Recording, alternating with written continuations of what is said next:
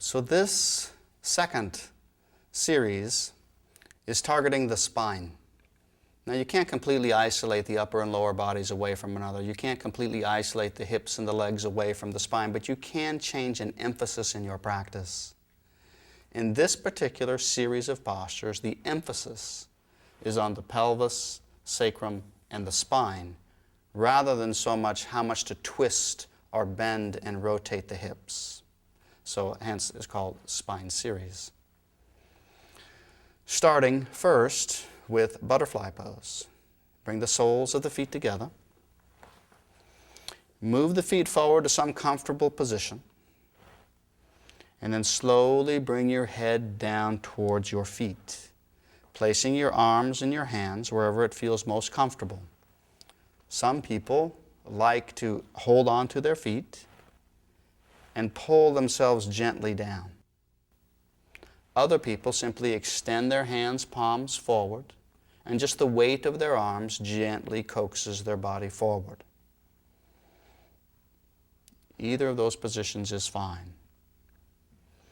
What's important is not to be tempted to bring your feet in real close to your body and to be aggressive about pushing your knees down and out. That is a perfectly legitimate variation. It's a perfectly legitimate and beneficial stretch. But since this is the spine series, we're not trying to exaggerate the stretch on the legs. We're trying to exaggerate the stretches and the stresses on the pelvis and the spine. So relax your efforts towards how wide or how far down you might be able to push your knees. Let your knees ride at any comfortable height. And be more concerned with relaxed, easy breathing, sinking down and forward, feeling the stretches in your sacrum, your lumbar spine, your thoracic spine, and possibly even your neck. Nice and easy and relaxed. Anytime we want to stretch the back of the spine, we must round the spine. If the spine muscles are engaged and the spine is straight, we cannot stretch the back of the spine. Now, in forward bends, of which, because this is the spine series, we have a great number of minutes in forward bending and backward bending, it frequently occurs that hanging the head forward in one 5-minute pose after another becomes too strenuous. Some people just get headaches or unpleasant tensions in the upper spine and head by letting the head hang and stretch. If you're one of those, then at any time you feel that you need the relief, go ahead and raise your head up and keep your head up for a while, for as long as you feel the need. And then when you feel that you're okay and nothing's been overstressed, go ahead and drop your head down again. Now, as in all these rules of thumb and bit of advice, nothing applies to everybody. For some people, the longer they keep their head down, the deeper they sink into the pose. With every breath, they feel better and better and better, and they feel the tension unwinding from their body. But it's never that way for everybody. People being so different in their constitution and construction that what's beneficial for one person can be overmuch for another. So don't try to be a hero. If you start to have unpleasant stresses, unpleasant fullness and pressure in your head or your upper back or your neck, just engage the muscles and raise your head up for a while, for as long as you feel the need. Then if and when there's time, you can drop your head down again. But the upper spine and the neck are secondary to the lower spine and the pelvis. Raising your head up or dropping your head down is not going to have much of an effect one way or the other on the stresses of your rounded lower spine.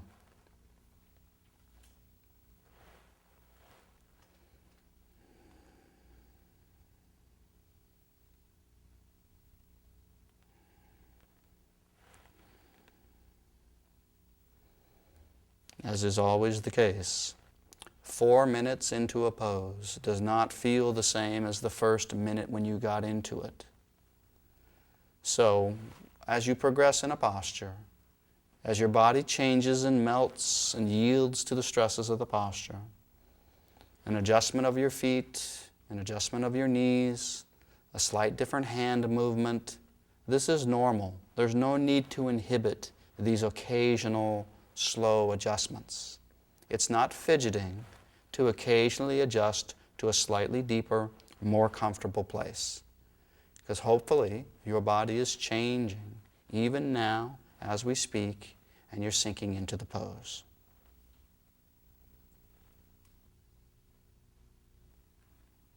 And slowly come up, please.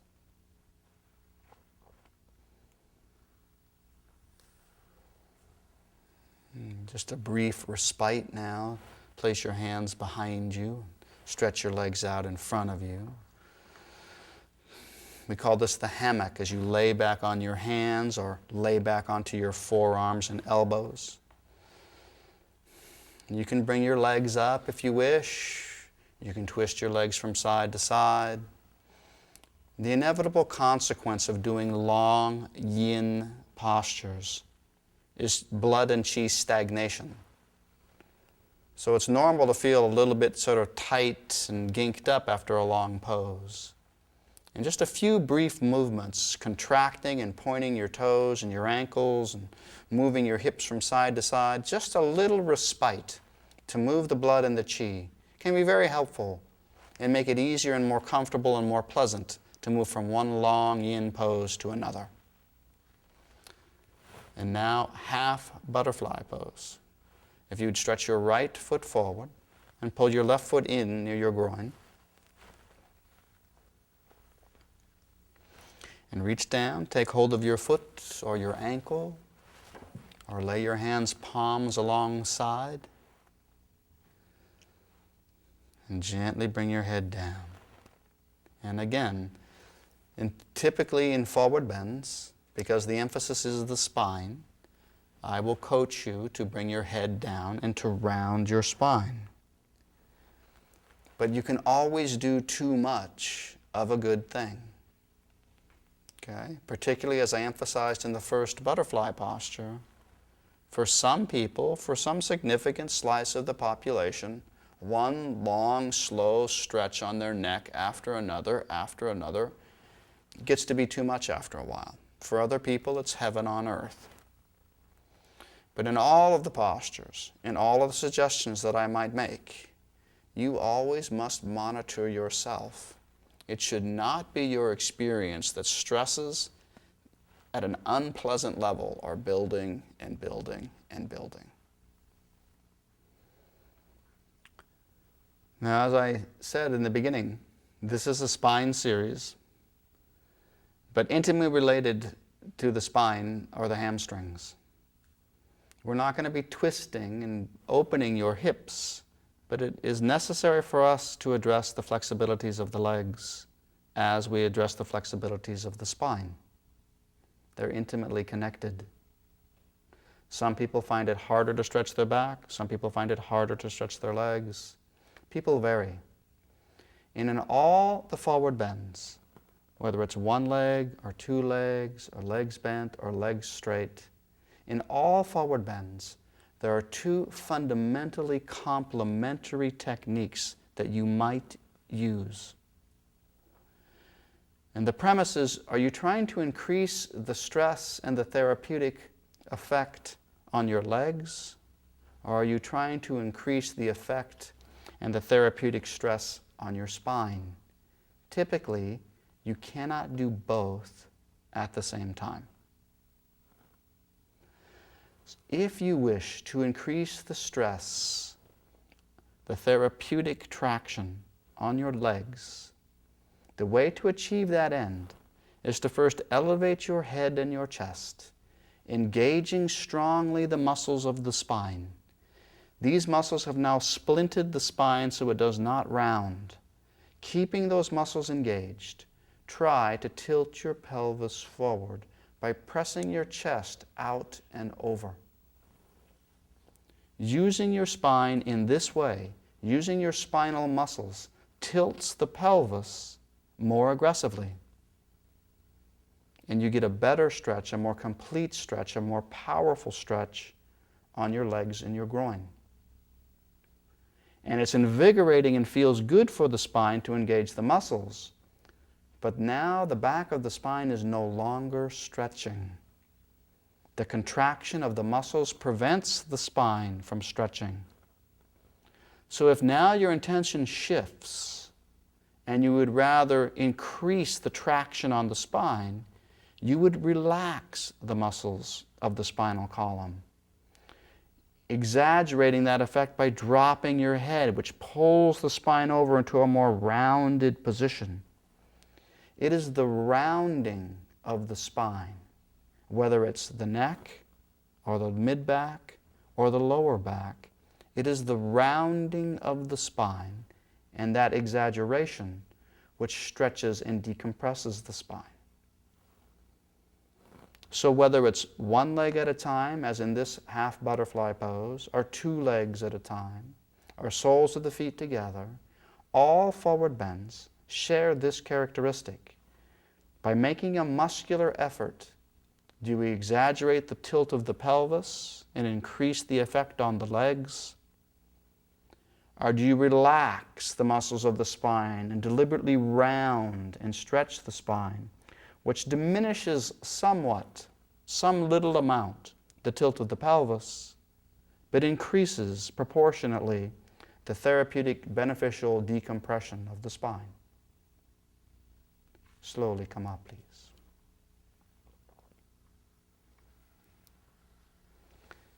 You might rest back for just a few moments in the hammock pose again if your spine needs a break. Any subtle movements or contractions that you feel naturally impelled to do to relieve any chi or blood stagnation. And then we attempt the opposite side of the half butterfly pose. The left leg is extended forward, and the right foot is pressed in against the inner thigh. Bring your body over and down, walking your hands towards your foot or your ankle, taking any grip that feels comfortable to you. And once again, I remind you that if you find that this leg is tighter or looser than the other side, or if this hip is tighter or looser than the other side, or if this side movement of your spine is tighter or looser than the other side, this is the norm. This is how it is. Some of these imbalances are due to energetic and muscular tensions in the connective tissue and the fascia and the muscle. But some of these imbalances are due to the very structure of your bones, which is why those imbalances developed in the muscles. So some of the asymmetry we can address in our yoga practice. It's one of the powerful benefits of our yoga practice, is to relax the physical and energetic asymmetries that we have, that we're born with. But some of the asymmetries are always going to recur and will not ever be permanently overcome.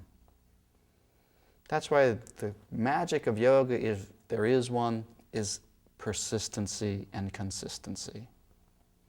It's not the heroic efforts that we make in any one class that may or may not overstrain and overtax us. It's the methodical, mature, patient practice regularly.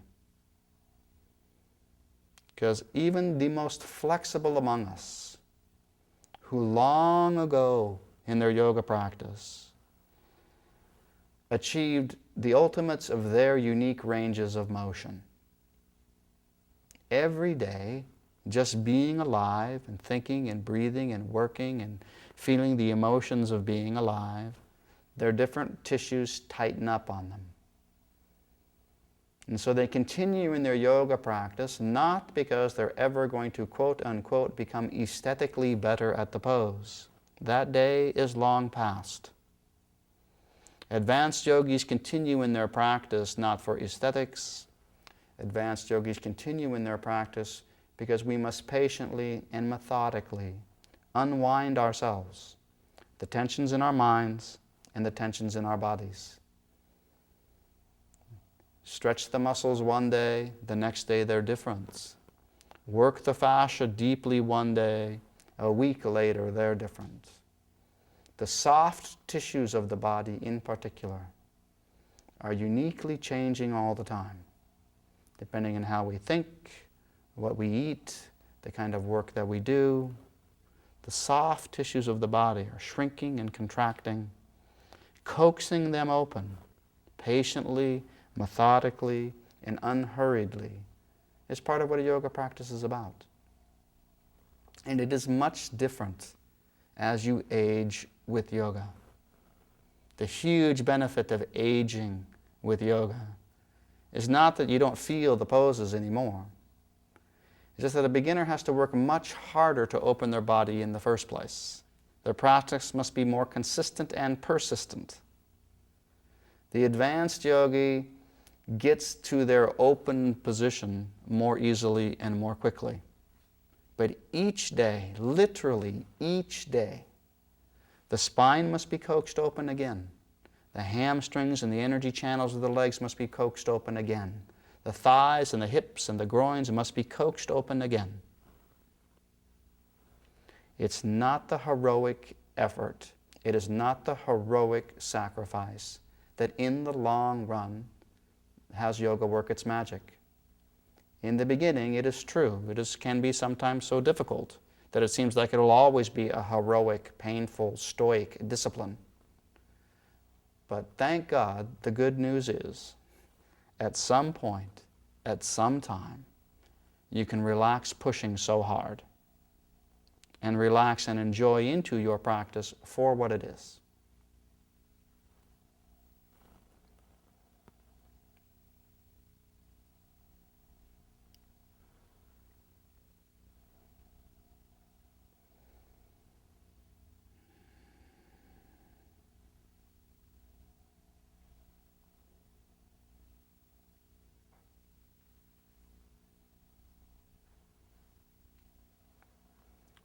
And relax for a moment.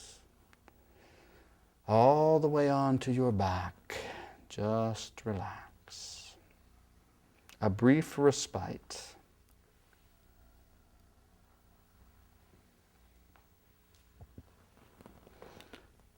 When you relax on your back, you probably have a deep urge to moan softly to yourself. This is normal, okay? This is a sign of success. Remember what is unique about a yin practice. It's not the stretch on your muscles that makes yin yoga unique. Yang yoga, martial arts, and ballet, they all stretch your muscles too. What's unique about yin yoga? What is the unique effort that we make in yin? Not better, not superior, just what's unique about it. What's unique about it is we're trying to pull your bones apart. If you succeed, you should momentarily, temporarily, feel fragile and vulnerable. If you have succeeded in relaxing the muscular rigidity enough to allow the joints of the body to take the stresses of these poses, momentarily, temporarily, you should feel fragile and vulnerable. And even something as simple as relaxing on your back takes a moment or two. And a natural sense of precaution and self-preservation sinks in. The point I'm trying to make is this is a good sign. Much like a bodybuilder saying, I was too weak to tie my own shoes, is a good sign. A momentary, temporary feeling of fragility and vulnerability is exactly the effect you're trying to feel in your bones in these postures. And hug your knees to your chest, please, cradling your legs. And then the hinging movement again. Hands under your hips, stretch your legs towards the ceiling. Bring your chin up, looking at your feet to engage the abdominal wall. Slowly bring your feet down. Hold the feet just above the floor for a breath or two, and then sit up all the way. Now, mongoose twist. Bring your left leg over your right, foot on the floor. Reach back and brace yourself with your right hand. Put your left elbow against your knee. And now here's the important part. Lift your butt up and lift and turn and twist. So your left buttock is lifting to turn your pelvis to that direction, but your arm is pushing off and resisting that motion. This creates the twist.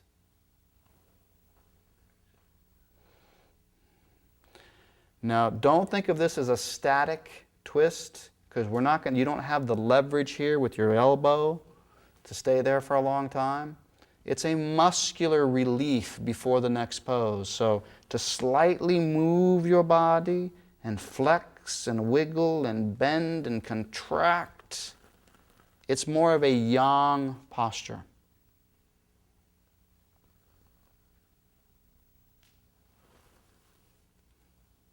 And then change sides, please.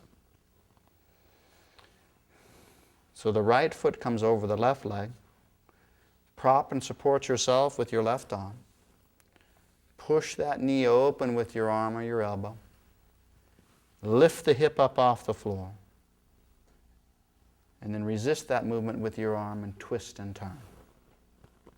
What makes this a yang posture or a yang effort is you don't have the leverage to hold yourself in this position long enough to affect the deep fascia. So move the body subtly. Lift and bend and twist and contract, just like a little snake, searching for the tense parts in your body, the dead parts in your spine. And try to bring your mind there and squeeze them for a moment and release.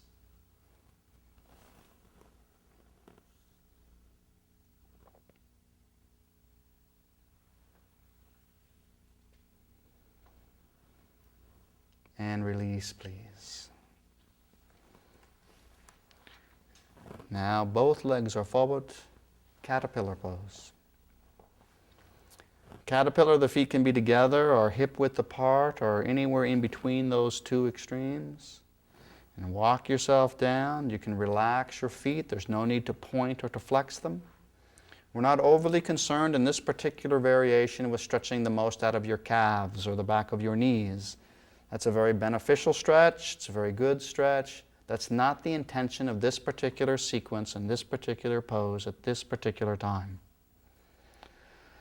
So just let the feet be relaxed. Take a comfortable grip.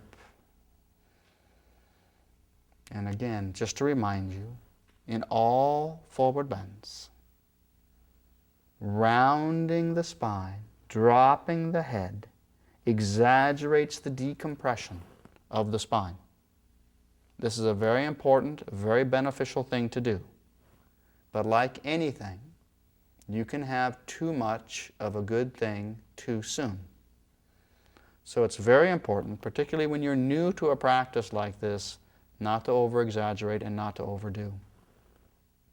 So if at any point you need to raise your head up or lift your chest up and take a break from doing this posture because you're stressing too much the tissues of your spine and your pelvis, by all means do so.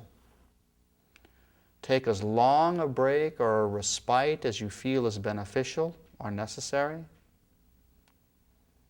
And if there is still time, bring your body back down into the pose.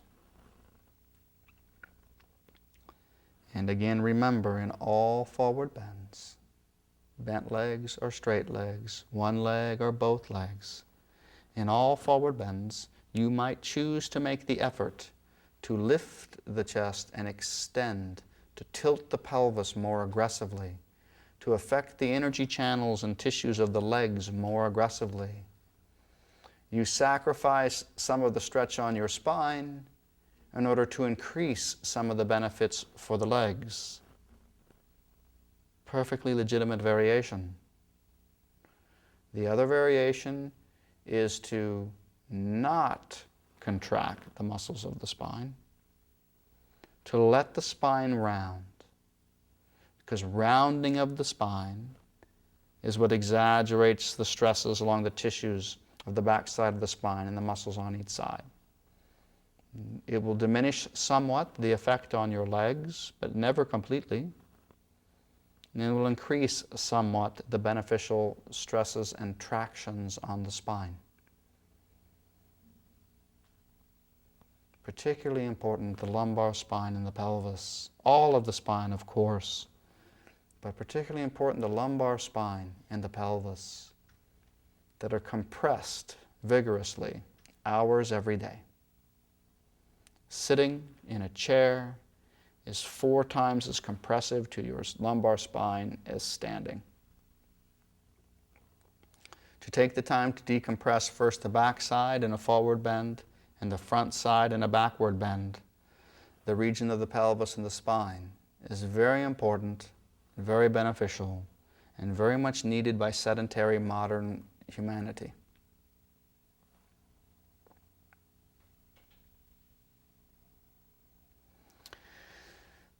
But again, steering now away from thoughts of biomechanics, advanced practitioners have long since reached the point where they're going to improve aesthetically in a pose like this. Once the body is laid flat across the legs, and your hands are resting easily gripping your feet, aesthetically, there's nowhere else to go. But each day, every day, the mental, emotional, and physical stresses of living tighten up the energy channels of the body, tighten up the fascia of the body, tighten up the muscles of the body.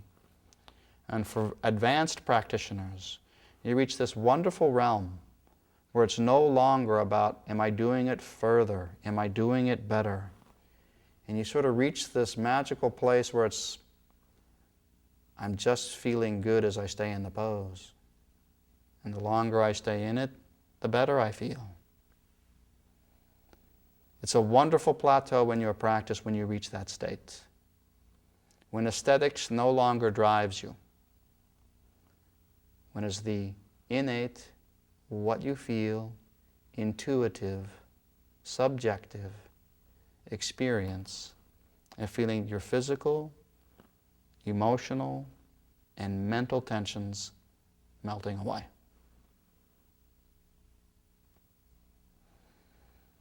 And slowly relax on your backs, please.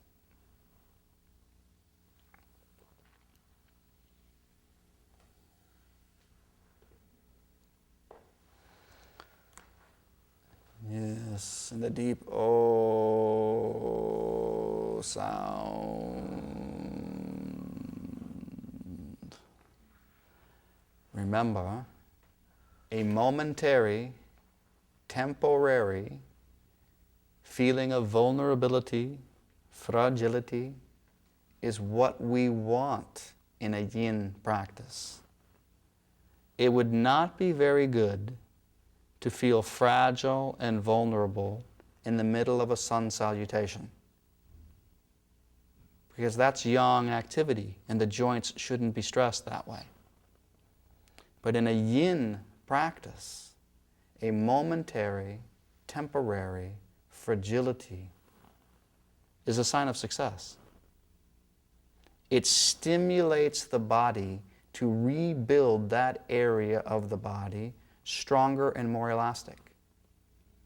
The feeling of fragility is temporary. It stimulates the life force of the body to rebuild us.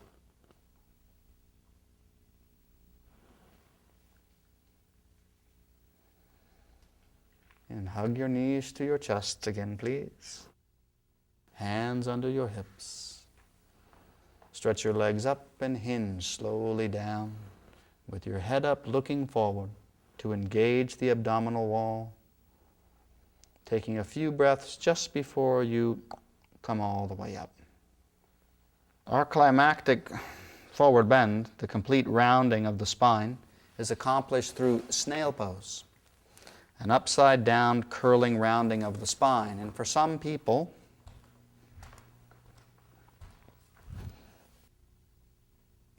patting their neck, the small bones of the neck and spinous processes against the hard surface of the floor is absolutely necessary. For other people, it's not an issue. But if you use a pad like this, the important thing is that when you lay back, the back of your head is just off of the pad, and the edge of the towel or the blanket is cradled in the hollow of the neck. Now, the next most important consideration of this posture is we would like to stretch around the spine as much as is safe and therapeutic, but we would like to minimize the compression on the spine. So another way to say it is like we would like to exaggerate the tension or the stretching or the traction, and we would like to minimize the compression of the bones against the floor. And the way you do that is to rock your shoulder blades in the back of your arms under you once you're upside down. So if you would slowly roll yourself up and over into the snail pose. For some people, you won't be able to bring your feet down right away. For others, more flexible, it's easier. Now walk your shoulders under you so you feel you can support yourself in that position. Now, for about half of the people, depending on how they're constructed, once they've rocked themselves into this position, they're supporting themselves in the back of their shoulders and their scapula, if they clasp their hands together, it actually helps hold them in that position. It can even take them deeper into a position of supporting themselves on the back of their arms and their shoulders. For other people, if they attempt that, it actually makes it worse to clasp their hands together. It pulls their shoulders out from under their body and puts direct compression on the bones of the upper spine and neck. And the only way to test this out is to do it yourself several times. Does it more helpful to clasp your hands behind your back, or does that actually prevent you from rolling your shoulders and your scapula under you?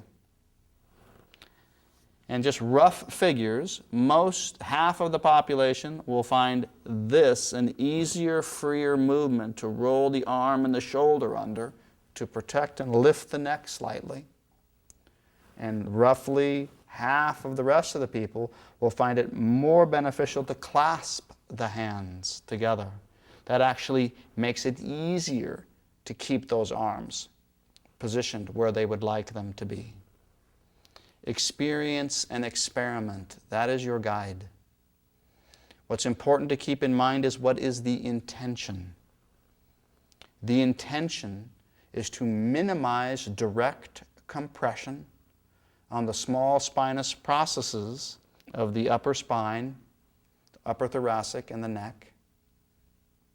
At the same time, maintaining or exaggerating the beneficial traction of the muscles and ligaments, not just in the upper spine, but in the neck as well.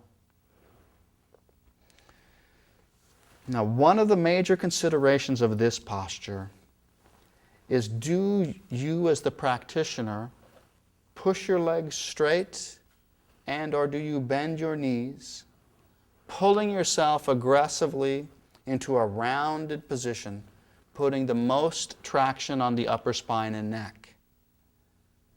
This is certainly a very beneficial pose. It's been done this way for a long time. But like everything else, it's not for everybody. It can, even if you have the capacities to do this variation of rolling high up onto the neck, high up onto the base of the head, you might also want to explore the variation of holding on to your calves or your legs or your feet and letting your pelvis roll down 1/3 or 1/2 of the way. This places stresses on different areas of the spine.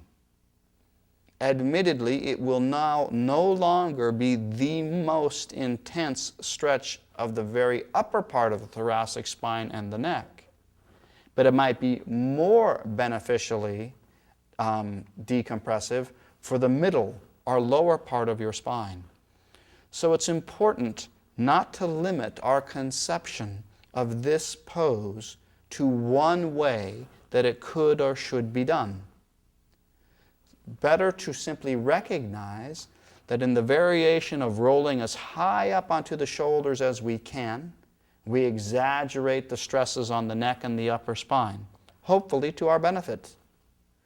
Whereas it's perfectly feasible, possible, and very likely that coming down to different positions, different heights, pressing different vertebral bodies against the floor as we roll down, have equally powerful beneficial effects.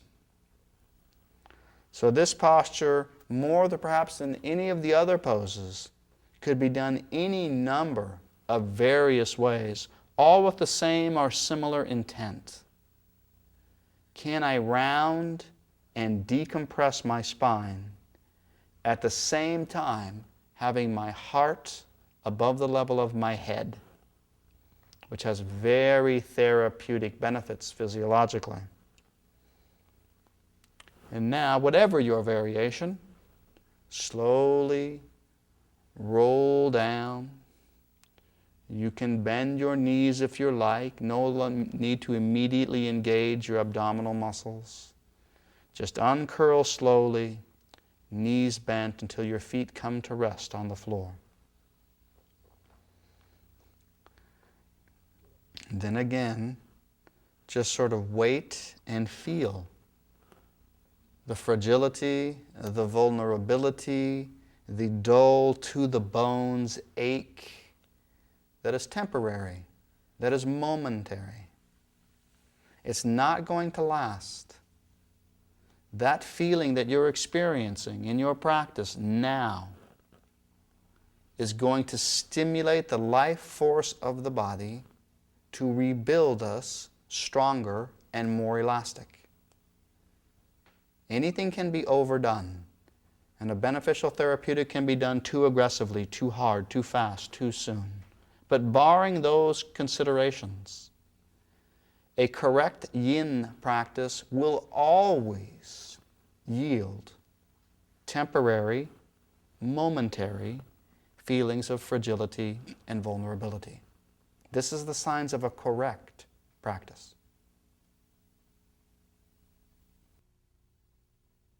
And now we're about to shift gears, moving from long and deeper and more powerful forward bending of the spine to long and deeper and more powerful backward bending of the spine. And the first movement is going to be a transition from forward bending to backward bending. It's called the cattail pose. So if you draw your left knee up, extend the leg up into the air, and twist all the way over,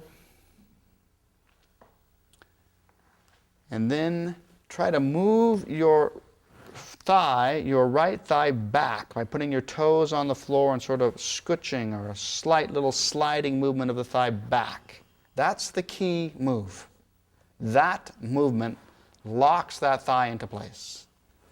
Now, propping your ear on or side of your head with your hand, bend up that back furthest leg and catch hold of it.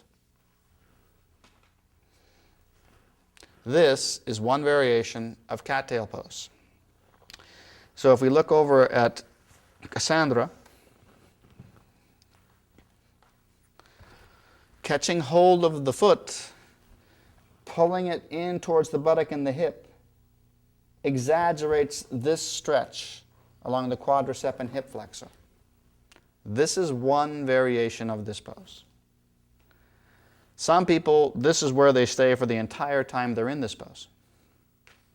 But another perfectly legitimate variation is to, keeping hold of the foot, let it carry you back like a bow posture, dropping the head and the shoulder open so the spine rotates into a back bend.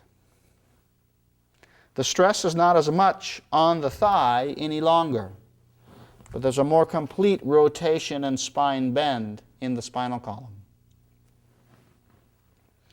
So once again, the two major variations are staying up, isolating the thigh with that grip, pulling that foot in.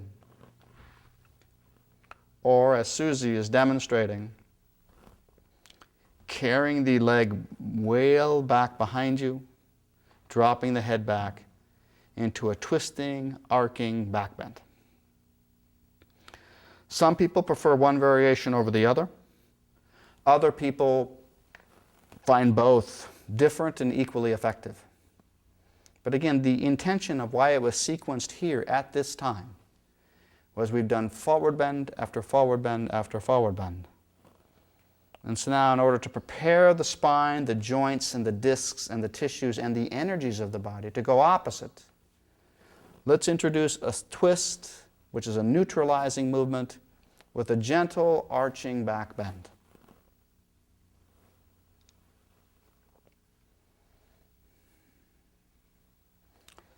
And slowly release your leg.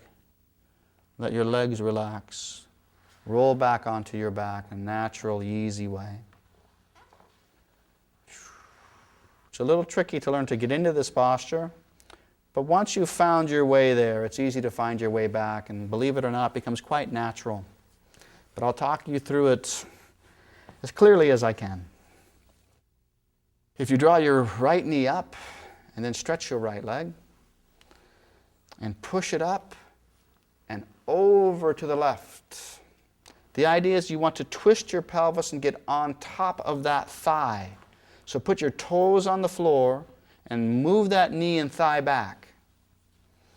It's almost as if you've turned onto the top of your left thigh. Once you've done that move, you've pretty much entered into cattail pose. The rest is details. Holding your head on your hands, bend the back leg, catch hold of the foot. And here are the two major variations. Do you simply stay up on your hand, pulling the foot in towards your buttock to stretch and elongate the front of the thigh? Or do you carry it into the variation of let that foot move away from you and pull you back like a bow posture, and dropping the head and shoulder back, enter into a twisting back bend? Two different approaches to the same pose. Some people prefer stretching the thigh. Some people prefer twisting and rotating with an arch. Some people find both very effective, and they go from one variation for a minute or so to the other variation for a minute or so.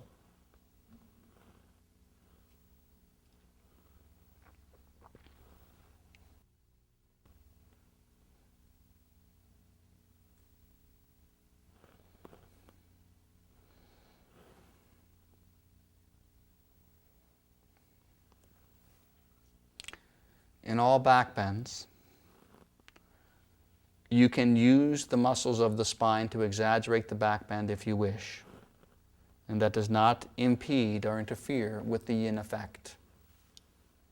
In all back bends, if you wish, you can squeeze and contract the muscles of the spine to deepen the arch or to deepen the twist, and it will not interfere or counteract the yin effect. So it's different than using the spinal muscles in forward bends. Spinal muscles in forward bends had a huge impact on how it affected you. But using your muscles in a back bend, if you choose to, are not counterproductive. It actually takes you deeper. And sometimes a slight squeezing and then a relaxing, moving, subtle pulsations and explorations can really enliven the spine. So don't fall into a dogmatic point of view that because you're doing a yin practice, you don't move and you don't use your muscles. Remember, nothing is absolute. Trust your instincts. Stay true to the principles, but trust your instincts and adapt your efforts and your postures to your unique body. And slowly release. Let the legs carry down and away from you and roll back naturally and gently onto your spine.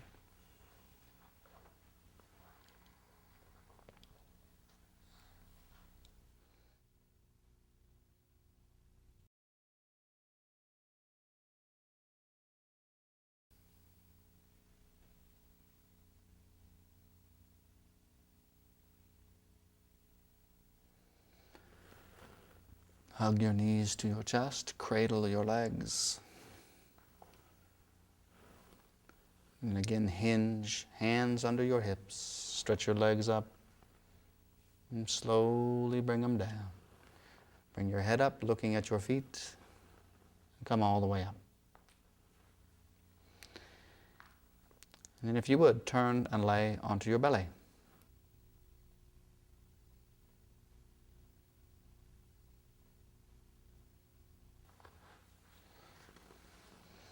A series of 3 back bends. Infant pose, seal pose, saddle pose. First, a very young, preparatory infant pose. Arms back like you're flying. Raise your head and your chest up. You can have your feet together or apart, knees bent or straight. I want you to feel the most comfortable squeezing the muscles of your buttocks and your spine, so the spine is completely invigorated and energized with a strong, brief, young, momentary effort. No shocks to the spine after all those forward bends. And slowly down, please. And then, seal pose. Bring your hands, palms forward somewhere near your shoulders. This varies depending on how flexible you are and what your proportions are. With some practice, your hand position will become easy and normal to find. Now slowly elevate your torso until your arms are extended. If you find it particularly difficult to do this posture, walk your hands a little forward. If even that is not enough, we could have Susie demonstrate. If this is too much stress on the spine, drop to your forearms. You can always get too much of a good thing. So never over push anything simply based on blind following of principles. Everybody's different. And what's beneficial and healthy for one person to do would be injurious and unsafe for another person to do. When in doubt, always err on the side of safety. If you have any concerns about whether or not the stresses that you're subjecting your spine to or any part of your body to in these long holds is injurious, always err on the side of safety. There's nothing to be gained by making a heroic mistake. Now, your variations here are: how wide are your hands? How wide are your legs?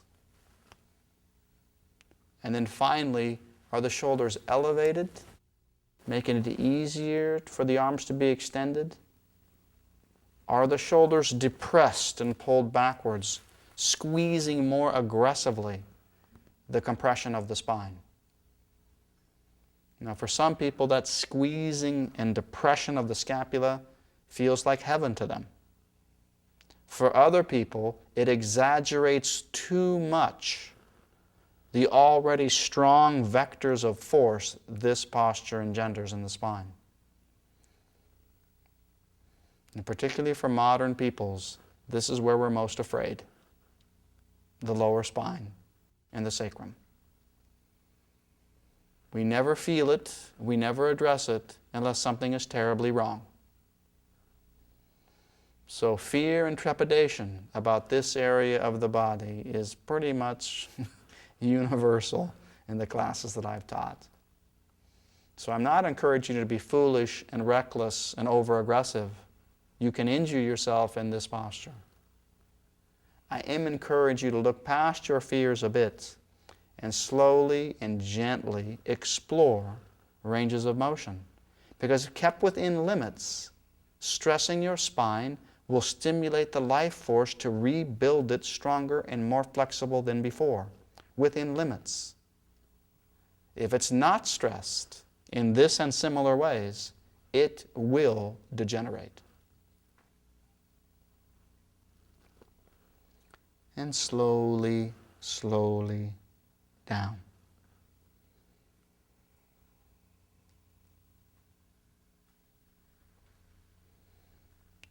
Oh.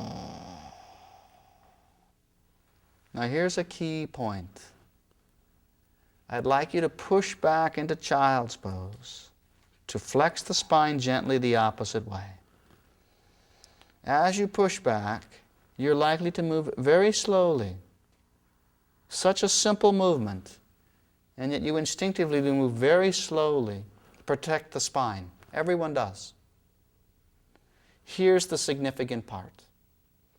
What you are waiting for, why you are moving slowly, is not your muscles. You're waiting for your connective tissue. The connective tissue does not snap back like muscle.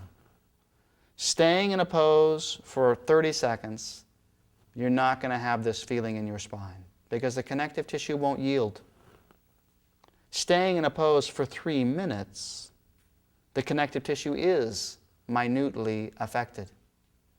And so even going back to a gentle pose like child's pose, simple, easy, there's a moment of precaution because the connective tissues take time to respond.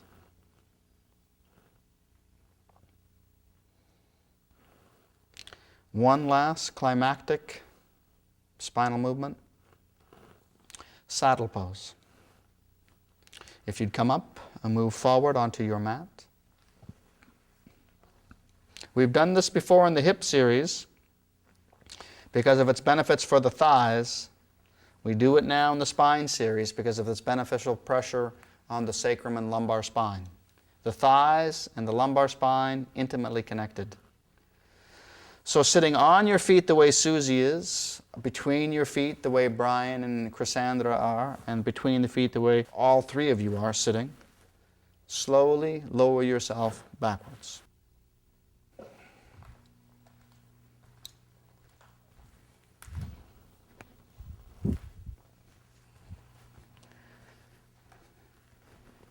For Torsten to go back without using a bolster would be hazardous to his health. Let the knees find an easy place. Do not conspire to hold them at any particular stressful position. If you look, you see Susie sitting on her feet, legs wide. Next comes Torsten sitting between his feet, legs wide. Then we come to Brian sitting between his feet, legs fairly parallel. And finally, Cassandra sitting between her feet, legs nearly parallel. And if you have the flexibilities for it, you can actually flex your feet, turning your feet out. This actually exaggerates the internal rotation at the hip, getting a more beneficial stress along the thighs and the hips. But I hope it's probably needless to point out, not that many people have this type of flexibility. You have it or you don't. So never attempt to do things like this if you have any natural hesitation. This posture is intended to stress the tissues of the top of the thigh and the quadricep and the hip flexors here, which have a controlling effect on the tilt of the pelvis. So these flexibilities here are very important for how the pelvis is free to tilt or not. Related to that is on the back side of the body, the arching pressure into the sacrum. That pressure on the lumbar spine and on the sacrum is compression. This stress here on the front of the hip and the thigh, this is tension. But on the back side, compression. The reason for compression is we're trying to put strong vectors of force against the sacrum. The sacrum, like any other joint of the body, but more than any other joint of the body, tends to become fixated as we age, which is exactly like it sounds. The joint surfaces bind so closely together, and the ligaments binding those joints together become so tight that after a time, if it's not routinely exercised in yoga like this, we lose the iliosacral joint. If a joint doesn't move, we've effectively lost it. This is the quote-unquote natural aging process, to lose this facility of this joint. And it's scary and frightening for many people to try to put any stresses into their sacrum and lower back, whether it's forward bends or backward bends. And if there's one thing this sequence of postures has done, is to aggressively address that area. Not aggressively addressing it with force, but with time. Spending adequate time so that the connective tissues start to yield. And once again, you can do anything too much, too soon. You could injure yourself, your knees, your feet, your back, in a posture like this. So, to finish, as in forward bends, you could exaggerate the effect above or below your pelvis depending on how you position your pelvis. You can do the same in this pose.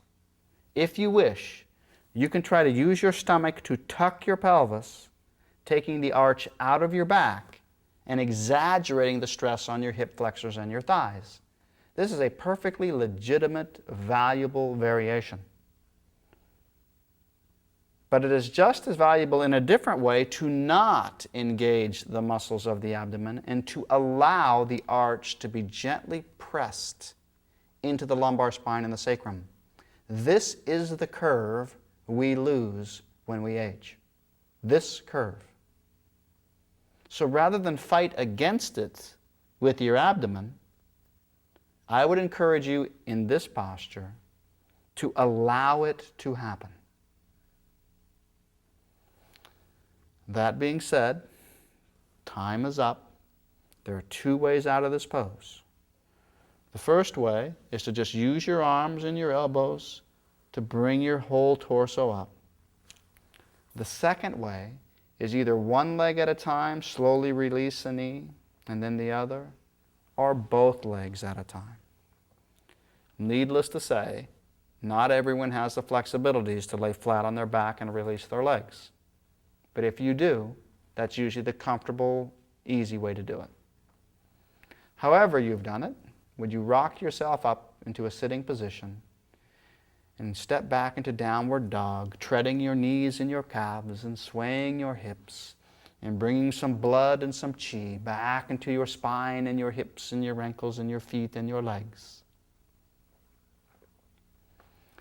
And when you feel you've done that adequately, just rest for a moment in child's pose, gently stretching your spine.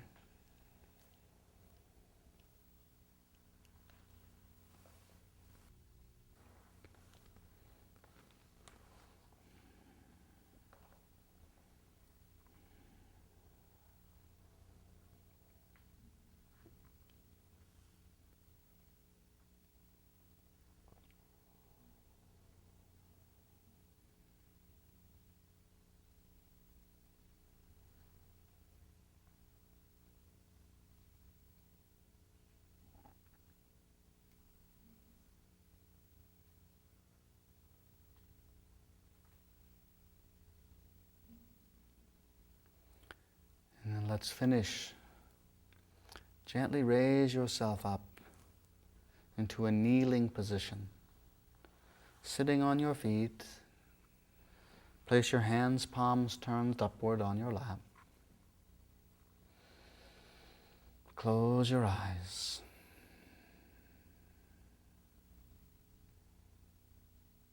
Take one deep breath and then just exhale and let it go.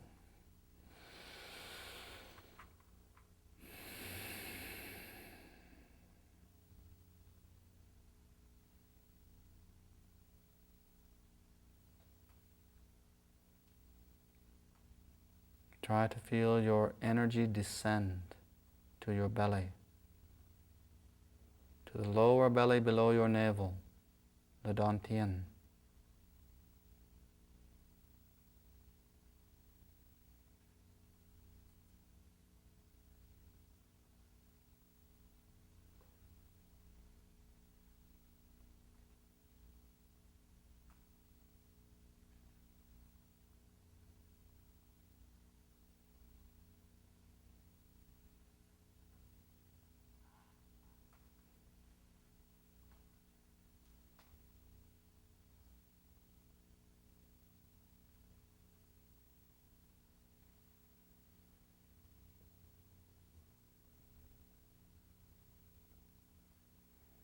And then to finish,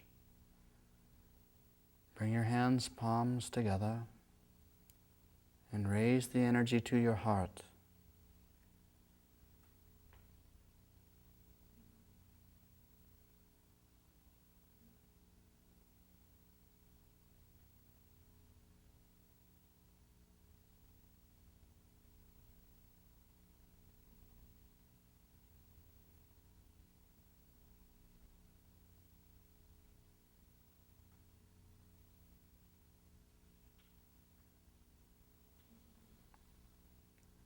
Namaste.